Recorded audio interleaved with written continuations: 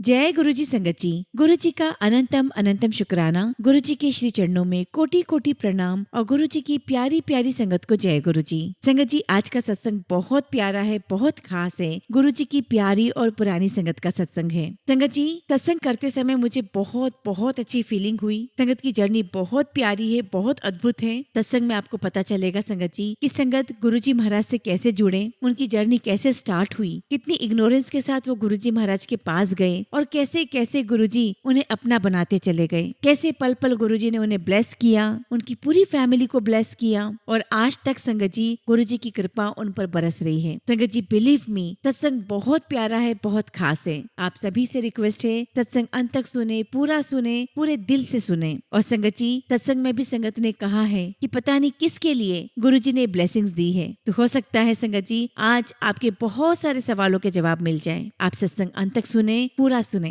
संगत जी, अगर आप भी अपना सत्संग शेयर करना चाहते हैं तो सुंदर लिखावट में हिंदी में ईमेल आईडी और व्हाट्सएप पर शेयर कर सकते हैं, और अगर आप चाहें तो ईमेल आईडी और व्हाट्सएप पे टाइप भी कर सकते हैं। तो चलिए संगत जी, सत्संग शुरू करते हैं। संगत जी, आज हम जिनका सत्संग सुनने जा रहे हैं वो गुरु जी की प्यारी और पुरानी संगत विशाल कौशल अंकल का सत्संग है। जय गुरु जी, शुक्राना गुरु जी को नमस्कार, सारी संगत को मेरा नमस्कार। संगत जी, आज फिर गुरु जी ने ड्यूटी लगाई है। मुझे गुरु जी ने आज मौका दिया है आप सबके साथ अपनी जर्नी शेयर करने के लिए। संगत जी, सोचता हूँ कि वो कैसा समय था, क्या किस्मत थी कि हम गुरुजी महाराज के चरणों में अपना समय बिता पाए। संगत जी, एक जरिया है, या मैं ये कहूँ कि गुरुजी हमें एक मौका देते हैं सिंपल तरीके से गुरुजी के साथ हमारा जो रिश्ता है उसे समझने के लिए। संगत जी, मुझे गुरुजी के साथ कुछ साल बिताने का मौका मिला, सौभाग्य प्राप्त हुआ। और जब मैं सत्संग सुनता हूँ या सुनाता हूँ, आप यकीन मानिए संगत जी, गुरुजी महाराज बड़े सिंपल तरीके से मेरे कई सारे सवालों के जवाब मुझे दे देते हैं। एंड संगत जी, द ब्यूटी ऑफ द सत्संग इज कि गुरुजी जब एम्पायर स्टेट में थे, मुझे आज भी याद है कि गुरुजी महाराज दरबार में छोटे छोटे ग्रुप बना दिया करते थे और किसी न किसी को कहते थे कि इनानु 10 कि तेरे गुरु ने की कीता है, एनु 10 कि तेनु ब्लेसिंग किदा मिली है। और आज जब मैं 20-25 साल पीछे देखता हूँ तो आज समझ में आता है कि गुरुजी हम एक इंसान से कितने हजारों लाखों लोगों का कल्याण करवा देते हैं, उन्हें ब्लेसिंग्स दिलवा देते हैं एक सिंपल सत्संग सुनने और सुनाने से। और गुरुजी हमेशा ही कहते थे, सुनन वाले दा भी भला और सुनान वाले दा भी भला। और संगत जी, इससे सिंपल और कौन सा तरीका हो सकता है गुरुजी से जुड़ने का। और फिर संगत जी, सत्संग की फिर ये बात आती है कि हमने एक ही सत्संग को कई बार सुना, सुनाया, सेम सत्संग सेम लोगों को गुरुजी बार बार सुनाने के लिए कहते थे। तब लगता था कि गुरुजी कल सुनाए सी, तो गुरुजी कहते हैं ना ना फिर सुना। और संगत जी, हमें ऐसा लगता था कि हमने कल ही तो बताया। हमारा रिलेशनशिप, हमारा एक्सपीरियंस, हमारी गुरुजी के साथ जर्नी, उन्हीं लोगों को गुरुजी फिर कहते थे कि फिर सुनाओ, सेम सत्संग फिर सुनाओ। और संगत जी, पूरी एंटायर जर्नी जिसमें मैं गुरुजी महाराज के साथ कनेक्ट हुआ, मुझे ये समझ में आया कि ये हम नहीं सुन रहे या ये हम नहीं सुना रहे। गुरुजी हमसे जो कहलवाना चाह रहे हैं, जो दूसरे आदमी के सुनने के लिए जरूरी है और जिस चीज को उसको सुनने की जरूरत है, हम वो सुनाते हैं। और संगत जी, ये बात कई बार प्रूफ हो चुकी है। संगत जी, मुझे नहीं याद है कि मैंने अपना ये सत्संग कितनी बार कर लिया है। और ऐसे कई सारे संगत है जिन्हें बहुत बार मौका मिला है सत्संग करने का। और संगत जी, कोई तैयारी के साथ नहीं आता है, वो तो एक टाइम है Sangat ji. When you remember, you just go back into those time. और संगत जी, मैं जितनी बार भी खुद का सत्संग सुनता हूँ, मैं खुद उस टाइम पर चला जाता हूँ। मैं खुद विजुअलाइज करने लग जाता हूँ कि कैसे गुरुजी आते थे, कैसे बैठते थे, कैसे बातें करते थे, कैसे गुरुजी हमें प्रसाद दिया करते थे, कैसे गुरुजी हमें ब्लेस करते थे। और इवन संगत जी, कैसे गुरुजी हमें डांटते थे और कितने प्यार से गुरुजी हमें लंगर खिलाते थे। और संगत जी, बहुत डिसअपॉइंटेड होते थे कि जब हम लंगर करके आते और गुरुजी हमें तुरंत कह देते थे चलो जाओ, छुट्टी हो गई। हम बहुत डिसअपॉइंट होते थे। और अगर गुरुजी किसी को बैठने के लिए बोल देते थे तो उसे लगता था कि आज तो मैंने दुनिया जीत ली है, इससे बढ़कर तो आज कुछ है ही नहीं। और जो कुछ भी समय हमने शेयर किया है वो टाइम बहुत बहुत अमेजिंग था। और यही रीजन है संगत जी कि हम बार बार उसी जर्नी को शेयर करते हैं और उस ब्यूटीफुल मोमेंट को फिर से जीते हैं। संगत जी, मेरी जर्नी गुरुजी के साथ 2001 में शुरू हुई। और संगत जी, उसके पहले मैं छोटा होता था, लेट 80s में, जब गुरुजी जलंधर में थे डिफेंस कॉलोनी में। तो गुरुजी वहां पर संगत जी अपनी शेव करवाने आते थे। और काफी सारे लोगों को पता है किशोरी अंकल के बारे में कि किशोरी अंकल गुरुजी के सेवादार थे, जो गुरुजी की शेव करते थे, गुरुजी को तैयार करते थे। और संगत जी, किशोरी अंकल ने लाइफ टाइम अपना समय गुरुजी महाराज के साथ बिताया। और पता नहीं क्या किशोरी अंकल के कर्म होंगे कि गुरुजी ने उन्हें चूज किया कि वो उन्हें छू सके। और संगत जी, जब गुरुजी शेविंग के लिए आते थे तो कभी भी शो ऑफ नहीं करते थे और कहते थे कि जब मेरा नंबर आएगा तो मुझे बुला लेना। और वहीं पास पास में मेरे चाचा का ऑफिस था, तो जब रश ज्यादा होता था तो गुरुजी हमारे ऑफिस में आकर के बैठ जाते थे। संगत जी हमें तब क्या पता था कि साक्षात भगवान आकर बैठ रहे हैं। और संगत जी मैं छोटा था तो गुरुजी के अपीयरेंस को देख करके मुझे डर भी लगता था। फिर संगत जी गुरुजी चंडीगढ़ आए और उसके बाद फाइनली ही decided to come to Delhi. Guruji Delhi में एम्पायर स्टेट आए और एम्पायर स्टेट वो जगह थी जहाँ मैं गुरुजी महाराज से मिला। एक बार गुरुजी दिल्ली से जलंधर आए हुए थे। मैं गुरुजी के पास गया। किशोरी अंकल का बेटा संजय जो मेरा दोस्त है, हम लोग साथ में बड़े हुए हैं। और संगत जी हम सभी ने कभी न कभी वो रोल प्ले किया है, किसी न किसी को गुरुजी के पास ले जाने का, जोड़ने का। तो संगत जी संजय की ड्यूटी लगी थी मुझे गुरुजी के पास ले जाने की। और उस समय ना तो संजय को पता था और ना मुझे पता था। ये तो संगत जी आज पता चलता है कि मेरी जिंदगी में संजय ने क्या रोल प्ले किया। और संगत जी हम गुरुजी के पास गए डिफेंस कॉलोनी। संगत जी हम इतने मंदबुद्धि थे, मुझे संजय ने कहा कि गुरुजी दिल्ली से आए हैं डिफेंस कॉलोनी, हम चले गुरुजी से मिलने। तो मैं कहता हूँ कि अरे क्या करेंगे गुरुजी से मिलकर। Actually I was in my early 20s। तो संजय कहता कि चलेंगे गुरुजी के पास, बातें करेंगे, चाय पी कर आएंगे। तो मैंने कहा कि अरे चले तो जाएंगे, लेकिन मुझसे वहाँ पे चौकड़ी मारकर बैठने का नहीं होगा। एनीवे संगत जी गुरुजी ने तो बुलाना था, कोई कर्म हमारे बहुत अच्छे थे। हम वहाँ गए to be very very open mind, कोई मन में एजेंडा नहीं था और कोई कनेक्शन भी नहीं था। संगत जी हम गए, गुरुजी ने बिठाया, गुरुजी ने बहुत प्यार दिया, बहुत सारी बातें की, गुरुजी ने चाय प्रसाद पिलाया। और जितनी बार भी हम नजरें उठा करके देखते गुरुजी हमें ही देख रहे होते। और संगत जी इवेंचुअली जब हमें छुट्टी दी तो गुरुजी ने मुझे कहा जा घूम के आ। और संगत जी हम अपनी अपनी दुनिया में वापस चले गए। हमें कुछ ध्यान नहीं था कि गुरुजी कब आए, कब जलंधर से वापस दिल्ली चले गए। कुछ दिनों के बाद मेरी सिस्टर का फोन आया जो लंदन में अपना MBA कर रही थी। और संगत जी उसकी कॉन्वोकेशन थी, तो उसने कहा कि मम्मी आ रहे हैं, तुम भी साथ में आ जाओ। और संगत जी मेरा लाइफ में ऐसा कोई एजेंडा नहीं था कि मैं अपना करियर बनाऊं, मैं अपनी लाइफ में सेटल हूं और I do something very exceptional. I was very happy in my own world where I was moving around like a headless chicken. Sangat ji मेरे कोई लाइफ के गोल्स नहीं थे। मेरे लाइफ गोल्स सिर्फ इतने थे कि मैं मौज मस्ती मारता था, दोस्तों के साथ घूमता था, भगवान से डरता था, किसी के साथ बुरा नहीं करता था। मेरे पेरेंट्स ने मुझे ऐसे ही संस्कार दिए थे। और सडनली संगत जी गुरुजी मेरी लाइफ में आए और मैं गुरुजी के पास पहुंच गया, लेकिन तब तक मुझे रियलाइजेशन नहीं थी। तो संगत जी मैंने अपनी बहन से कहा कि मैं नहीं आऊंगा, मेरे पास तो पासपोर्ट भी नहीं है। मेरी मम्मी ने किसी को कॉल किया और मेरा तत्काल में पासपोर्ट बना। और संगत जी नेक्स्ट डे में चाणक्यपुरी गया, USA एम्बेसी। मैंने वहां जाकर अप्लाई किया और उन्होंने मुझे इंटरव्यू के लिए बुलाया। उस वक्त मेरी शादी नहीं हुई थी और ना मैं कोई इनकम टैक्स रिटर्न फाइल करता था। मेरे नाम पर कोई एसेट नहीं था, मेरी कोई भी बिजनेस डॉक्यूमेंटेशन नहीं थी। और संगत जी मेरे कोई पर्सनल एसेट्स नहीं थे, एकदम जीरो। और संगत जी मैं वहाँ एम्बेसी गया, उन्होंने मुझसे कुछ क्वेश्चंस पूछे। और संगत जी नेक्स्ट 3 to 5 मिनट्स में वो मुझे कहते हैं mister Kaushal you have your visa, आपका 6 महीने का वीजा है। और अगले हफ्ते ही मैं लंदन चला गया और गुरुजी कहीं पिक्चर में नहीं थे। और संगत जी दूर दूर तक कोई ख्याल नहीं था कि गुरुजी ने कहा था कि जा तेरा करके आ, जा घूमा। और जब मैं वहां से लौट कर आया तो संगत जी मैं कुछ पॉलिटिकल माइंडसेट में रहता था। मैं यूथ कांग्रेस का पार्ट था और संगत जी मुझे स्टेट प्रेसिडेंट बनने का बहुत फितूर चढ़ा हुआ था। और जब मैं वापस आया संगत जी तो मैं और संजय रात में बैठकर फिर से बातें कर रहे थे। तो मैंने संजय से कहा कि यार मुझे कौन बना सकता है यूथ कांग्रेस का प्रेसिडेंट। तो संजय मुझे कहता है कि मुझे पता है कि तुझे कौन बना सकता है प्रेसिडेंट। तो मैंने पूछा कौन? तो संजय कहता कि गुरुजी। तो मैंने कहा हाँ यार गुरुजी तो कुछ भी कर सकते हैं, पर गुरुजी तो दिल्ली है और हम तो जलंधर बैठे हैं। और संगत जी हमने वहीं बैठे बैठे किशोरी अंकल को फोन किया और कहा कि हम गुरुजी से मिलना आना चाहते हैं, हम आ जाएं। एंड आई थिंक संगत जी उस समय किशोरी अंकल गुरुजी के पास बैठे हुए थे, तो गुरुजी ने कहा कि उनको कहो आ जाए। और संगत जी तब मैं अपनी वाइफ आशिमा से मिला, हमने एक दूसरे को देखा। मैं जलंधर रहता था, मेरी वाइफ आशिमा बॉम्बे रहती थी। तो मैंने आशिमा को फोन किया और बताया कि हम गुरुजी के पास दिल्ली जा रहे हैं। तो वो कहती कि कौन गुरुजी? तो मैंने कहा कि तुम भी आ जाओ, तुम भी मिलो गुरुजी से। और संगत जी आशिमा ने भी फ्लाइट ली और वो भी आ गई। हमें इतनी समझ नहीं थी कि हम गुरुजी के पास जा रहे हैं। और संगत जी हमारी शादी नहीं हुई थी, तो हमें इतनी भी समझ नहीं थी कि हमें जाना चाहिए या नहीं जाना चाहिए। और संगत जी मुझे याद है वो दिन कि हम एम्पायर स्टेट पहुंचे, शाम हो रही थी संगत जी, और एम्पायर स्टेट में गुरुजी नहीं थे। और किशोरी अंकल कहते हैं कि गुरुजी सैर करने गए हैं और गुरुजी थोड़ी देर से आ जाएंगे। और संगत जी 5 से 10 मिनट के बाद गुरुजी आ जाते हैं। मुझे आज भी याद है संगत जी गुरुजी ने ऑरेंज टी-शर्ट पहनी हुई थी, ब्लैक ट्राउजर पहना हुआ था और प्यूमा के स्नीकर्स पहने हुए थे। और गुरुजी ने गोल्डन वॉच पहनी हुई थी। जैसे ही गुरुजी आए हमने उनको चरण स्पर्श किया और गुरुजी ने मुझे देखते ही कहा और किदा फिर कराया सेरा। तब भी समझ में नहीं आया संगत जी कि जब गुरुजी जलंधर आए थे तब भी गुरुजी ने यही कहा था कि जा सैर करके आ। संगत जी वो तो जानी जान है, उन्हें क्या नहीं पता है, लेकिन संगत जी हमें समझ में नहीं आया। और मैंने गुरुजी को कहा कि हाँ जी गुरुजी कराया। और फिर गुरुजी ने आशिमा की तरफ देखा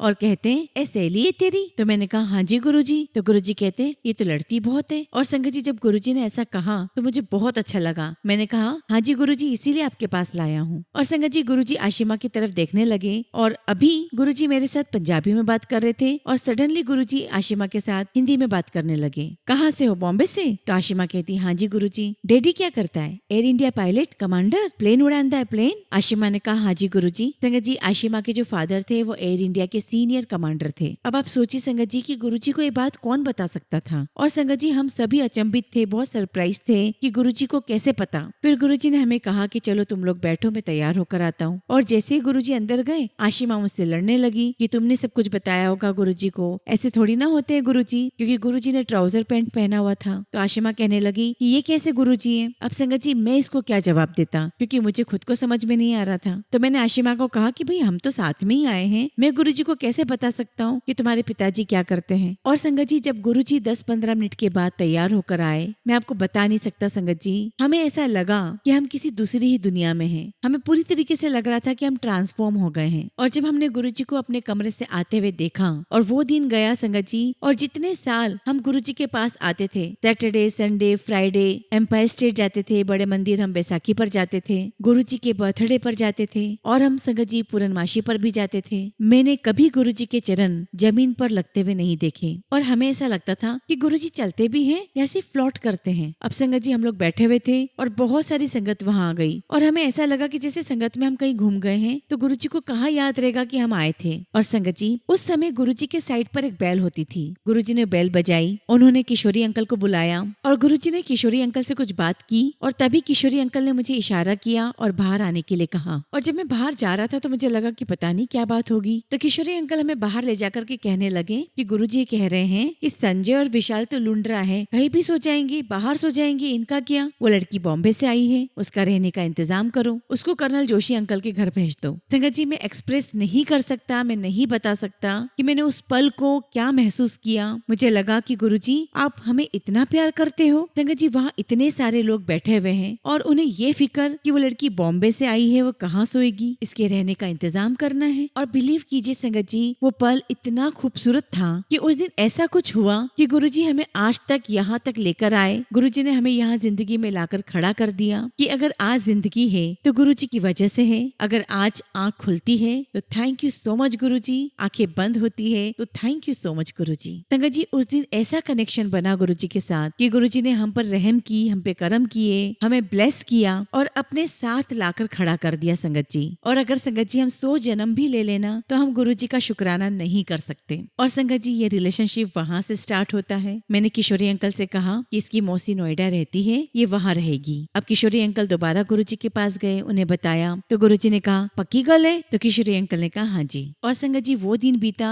और हम हर थर्सडे, फ्राइडे, सैटरडे, संडे गुरुजी के पास जाते थे। और संगत जी गुरुजी महाराज के साथ के इस कनेक्शन की खूबसूरती ये है कि जैसे कि मैंने आपको बताया कि मैं और आशिमा मिले, हमारी शादी नहीं हुई थी। गुरुजी ने हमारे रिलेशन को बहुत इज्जत बख्शी, बहुत रिस्पेक्ट दी, बहुत डिग्निटी दी। और संगत जी सभी संगत से हमें इतना प्यार मिला, सभी संगत हमें बहुत प्यार करने लगी क्योंकि गुरुजी ने हमारा नाम रख दिया था लव स्टोरी। और जितनी बार भी हम गुरुजी के पास जाते गुरुजी हमें यही कहते हैं, लो आ गई लव स्टोरी। फिर गुरुजी आशिमा को हमेशा कहने लगे आ देखो बम्बे दी कुड़ी ने जलंधर दा मुंडा फंसा लिया साडा। और संगत जी मुझे सुनकर बहुत अच्छा लगता था, लेकिन आशिमा को बड़ी शर्म आती थी। और जब भी गुरुजी ऐसा कुछ बोलते तो सारी संगत हंस पड़ती थी। और संगत जी जब हम गुरुजी के पास दरबार में होते तो हमें ऐसा लगता था कि जैसे हम किसी अलग ही दुनिया में आ गए हैं। वो 4 दिन शाम को 6, 6:30 बजे हमें गुरुजी के यहाँ जाना, उसका नशा ही और था। और संगत जी समय बीतता चला गया और मुझे रियलाइजेशन ही नहीं हुआ कि कब मैं एक डायरेक्शन लेस इंसान से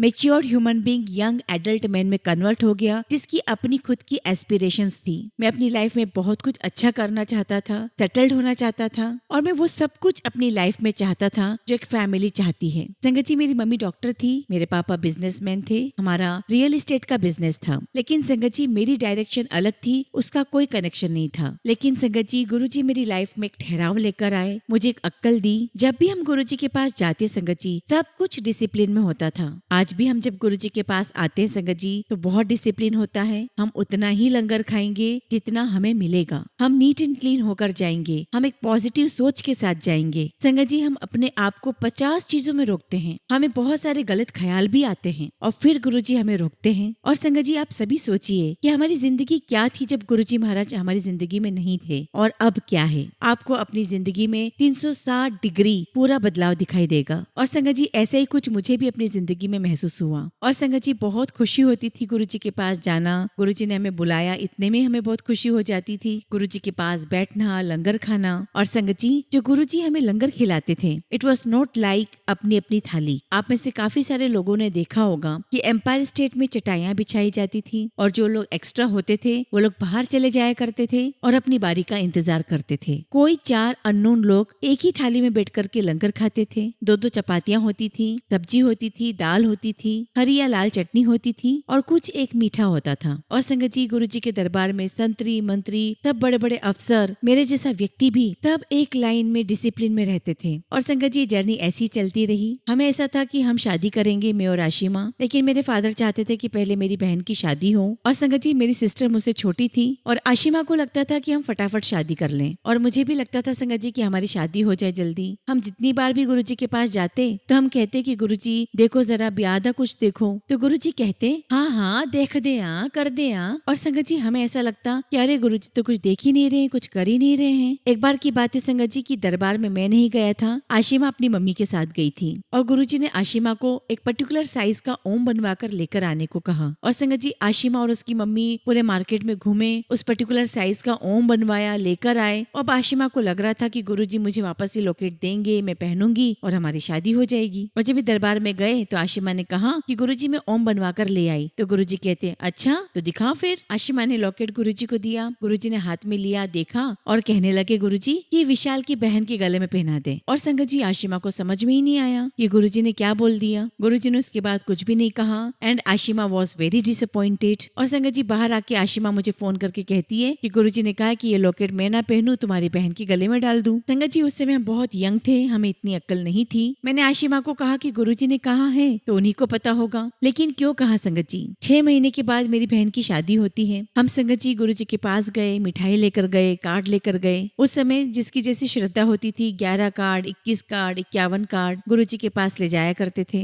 और सबसे पहले गुरुजी को थैंक यू, शुक्राना करके हम कार्ड देकर और मिठाई देकर आते थे। और गुरुजी संगत में से किसी न किसी की ड्यूटी लगाते थे कि किसको किस शादी में जाना है। एंड संगत जी, द ब्यूटी इज कि जो संगत मेरी बहन की शादी में आई थी वही संगत मेरी शादी में भी आई। और संगत जी, हमें भी बड़ी हैरानी हुई कि सेम लोग कैसे आ सकते हैं। अब संगत जी, मेरी बहन की शादी हो गई थी और एक दिन मैं और आशिमा की मम्मा हम गुरुजी के पास दरबार में गए। मैंने गुरुजी से कहा गुरुजी ब्याह दी डेट ही कर दो। तो गुरुजी मेरी तरफ देख करके कहते किदे ब्याह दी डेट। तो मैंने कहा गुरुजी मेरी। तो गुरुजी मुझे बोलते ले तू की करना ब्याह करा के। तो मैंने कहा गुरुजी आप ही तो कहते हो ब्याह करा ले हुन। मैंने गुरुजी से कहा कि गुरुजी दसो हुन ब्याह दी डेट दो कोई। तो गुरुजी ने कहा कि चल फिर ठीक 23 अप्रैल को करा ले। तो संगत जी, गुरुजी ने हमें डेट दे दी कि आने वाले साल की जो 23 अप्रैल है उसमें शादी कर लो। मैंने गुरुजी को थैंक यू बोला, शुक्राना किया और जब गुरुजी ने डेट दे दी तो उसी में कितनी बड़ी ब्लेसिंग्स हमें मिल गई। और संगत जी, हम लोग बाहर गए और हमने आशिमा को फोन किया और कहा कि आशिमा गुरुजी ने डेट दे दी है शादी की 23 अप्रैल। तो आशिमा कहने लगी 23 अप्रैल ये कोई डेट होती है शादी की? इतनी गर्मी होती है नॉर्थ इंडिया में। तो मैंने कहा कि आशिमा अगर तुम में करे छे तो तुम आओ, गुरुजी से बात करो चेंज करने के लिए। मैं तो गुरुजी के पास अब वापस नहीं जा रहा। मैंने कहा कि मैं इतनी बेवकूफी तो नहीं कर सकता कि मैं गुरुजी के पास वापस जाऊं और डेट चेंज करवाऊं। और सोचिए संगत जी,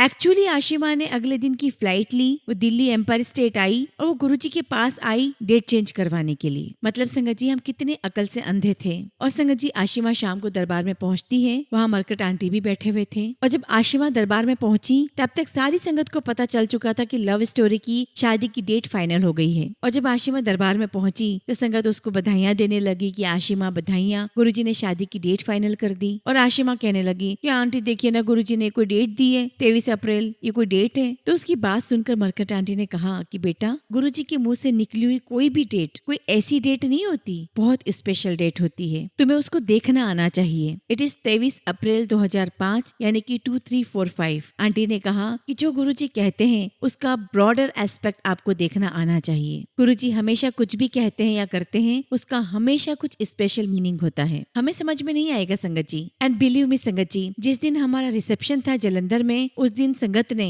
पश्मीना शॉल डाली हुई थी, इतनी ठंड थी और चारों तरफ संगत जी गुरुजी की फ्रेग्रेंस थी और जो भी संगत वहाँ आती वो यही कहती कि देखो गुरुजी साथ आए हैं। और संगत जी हमारी शादी हुई, फिर गुरुजी का बर्थडे आ गया, हम जलंधर से निकले और संगत जी हम लोग जब निकले घर से तो 1:30-2 बज रहे थे और गुरुजी का बर्थडे मतलब सबसे स्पेशल बर्थडे और हमें ऐसा था संगत जी कि बस कैसे भी करके बस गुरुजी के पास पहुंच जाए। और संगत जी हम लोग रात के 10 बजे गुरुजी के दरबार में पहुंचे और इसमें भी एक ब्यूटी है संगत जी। गुरुजी ने मुझे दिखाया कि दरबार में बहुत सारे लोग हैं और जहाँ नंदी है वहाँ गुरुजी दरबार में खड़े हैं, जबकि वहीं दूसरी ओर आशिमा ने देखा कि बहुत कम संगत है और गुरुजी खड़े नहीं है, गुरुजी बैठे हुए हैं। गुरुजी ने मुझे क्या दिखाया, आशिमा को क्या दिखाया, वो तो गुरुजी ही जानते हैं। हम अंदर पहुंचे, गुरुजी के पैर छुए, हमने मत्था टेका। गुरुजी ने मुझे देखा और मुझे कहने लगे, ओए तू किथों आ गया? तो मैंने कहा कि गुरुजी आपका बर्थडे था, आपको विश करने आए हैं। तो गुरुजी पूछते अच्छा कौन कौन आया है? तो मैंने कहा गुरुजी मैं और आशिमा आए हैं। तो गुरुजी ने पूछा कि कैसे आए हो? तो मैंने कहा कि गुरुजी हम कार से आए हैं। तो गुरुजी बोलते हैं और कौन आया है नाल? तो मैंने कहा कि गुरुजी ऐसे दोनों ही आए हैं। तो गुरुजी कहते अच्छा अच्छा अच्छा।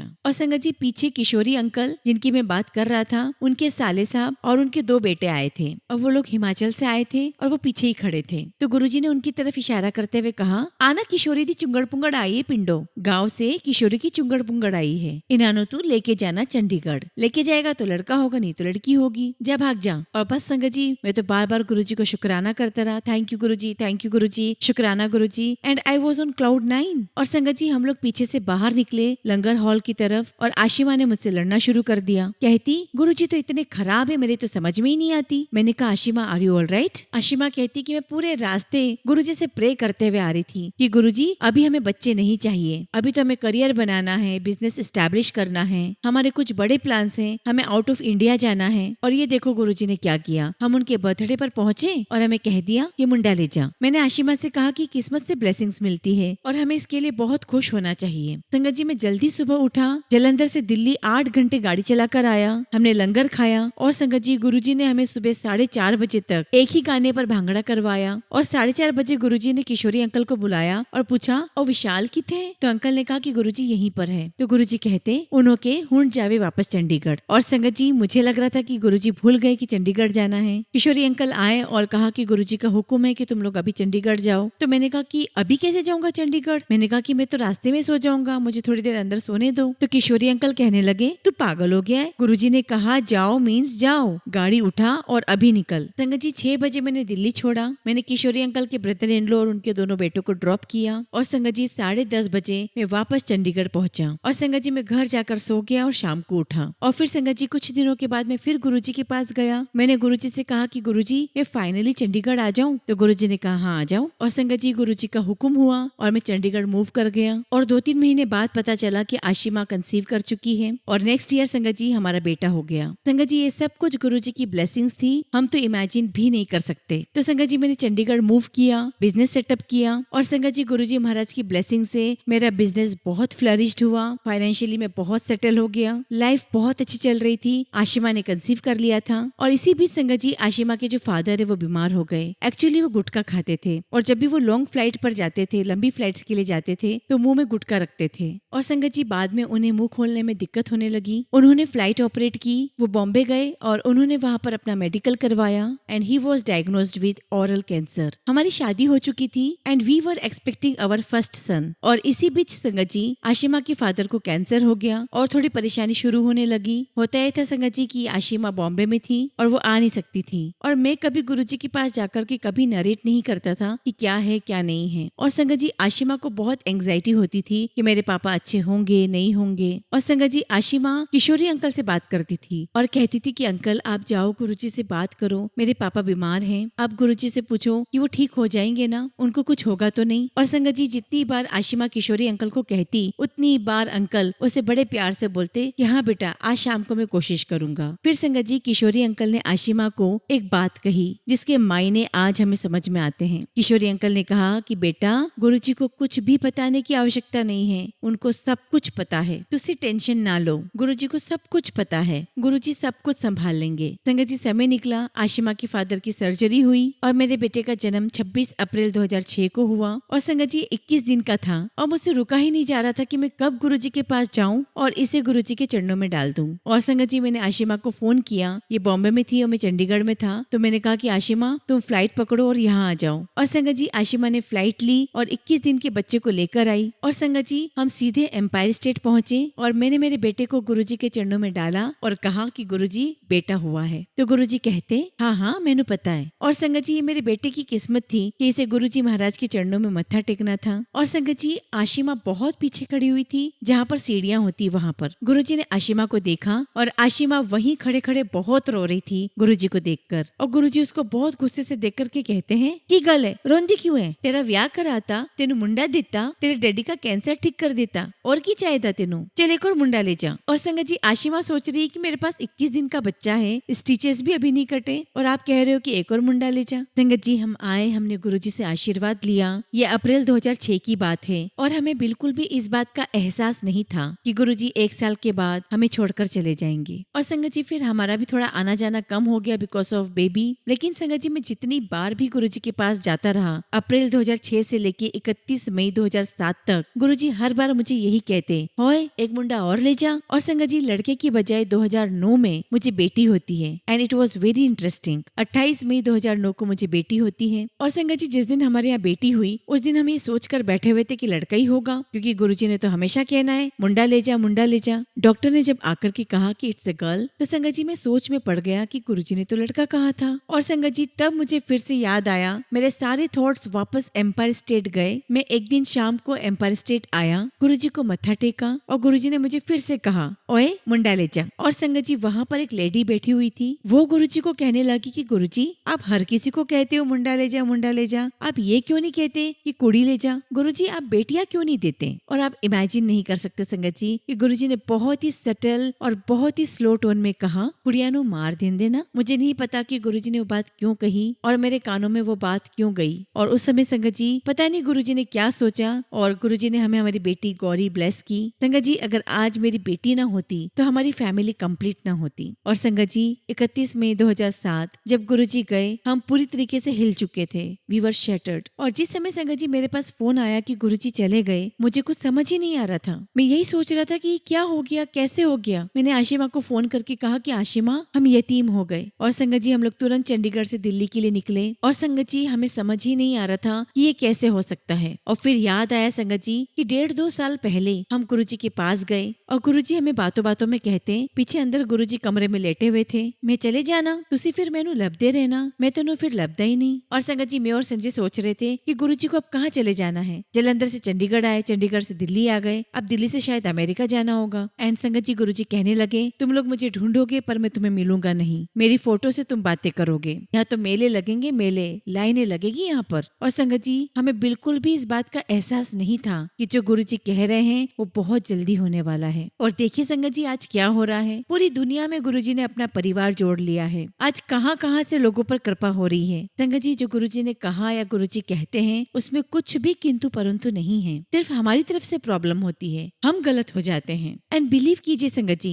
गुरुजी ने हम सभी के लिए बहुत अच्छा सोच के रखा है। और संगत जी, गुरुजी से ऊपर कोई है ही नहीं, वही हमारे दोस्त है, भाई है, हमारे पिता है, हमारे सब कुछ है। संगत जी, बिलीव मी, आज गुरुजी है तो जिंदगी बहुत आसान है। गुरुजी कहते थे कि तुम्हारे कर्म अगर 10 बुरे किए हैं तो 7-8 तो मैं भुगत लूंगा, 1-2 तो तुम्हें भुगतने पड़ेंगे। संगत जी, गुरुजी तो पता नहीं कितने ही लाखों करोड़ों अरबों लोगों का भार लेते हैं अपने ऊपर। और संगत जी, एक बात जो गुरुजी हमेशा कहा करते थे, मुझे नहीं पता कि बात किसके लिए है, पीछे मुड़ के नहीं देखना जिंदगी विच, जो पीछे रह गया उन्हें छੱਡ दो, आगे बढ़ो, आगे रिश्ते बनाओ, जो पीछे मुड़कर देखता है वो ठोकर खाकर गिरता है। संगत जी, गुरुजी ने हमें बहुत बहुत सुंदर संगत परिवार दिया है। और संगत जी, ये मेरा एक्सपीरियंस है और गुरुजी की छत्र छाया में रहते हुए जो मैंने सीखा है, समझा है। गुरुजी कहते थे कि मैं संगत में ही मिलूंगा, संगत ही तुम्हारा परिवार है। और संगत जी, आज ये सच बात है, सुख हो दुख हो, आज संगत में ही हमें उसके हल मिलते हैं, हमें स्ट्रेंथ मिलती है, संगत से ही हमें सपोर्ट मिलती है। गुरुजी सिर्फ चाहते थे कि हम अपने कर्म ठीक रखें। गुरुजी चाहते थे कि हम किसी का भी माड़ा ना सोचें, किसी का दिल से भी बुरा मत सोचो,